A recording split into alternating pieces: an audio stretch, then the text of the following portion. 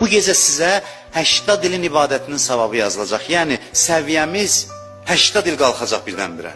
Bir ömür qədər. Bu Allahın bizə xüsusi yardımıdır. Bir nəfər alim deyirdi ki, Qədr gecəsi, Ramazan ayı olmasaydı, biz bu vəziyyətlə axırımız müsəlman olmazdı. Mümkün deyil. Gəlir, axır bir təhər yardım eləyir. Birdən-birə 70 ilin ibadəti yazır ki, birdən-birə tutdu əlindən 70 il apardı qabağa. Belə Allaha qurban olasan gərək. Bu gecə xüsusi ziyafətdir. Bu ziyafət süfrəsinin başında İmam Zaman əyləşib. Zamanənin imamı. Tənəzzəlül mələikətü və ruh. Mələklər kimə nazil olur? Qədr surəsində deyirlər vilayət surəsi.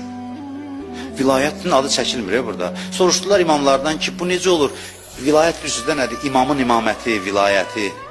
Deyirlər, necə olur? Burada vilayətdən danışılmır. Deyir, tənəzzəlül mələikətü və ruh var. Qədr gecəsində mələklər dəstə-dəstə nazil olar. Soruşun hamıdan, kimə nazil olur o mələklər?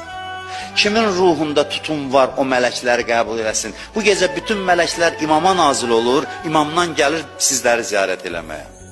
Özdə 3 gecənin 3-ündən biri deyil Qədir gecəsi. Deməyin ki, bu 2 gecə boşdur, yox. 3-ündən biridir də, deyir ki, əsasən ehtimal çoxdur 3-cü gecəyə.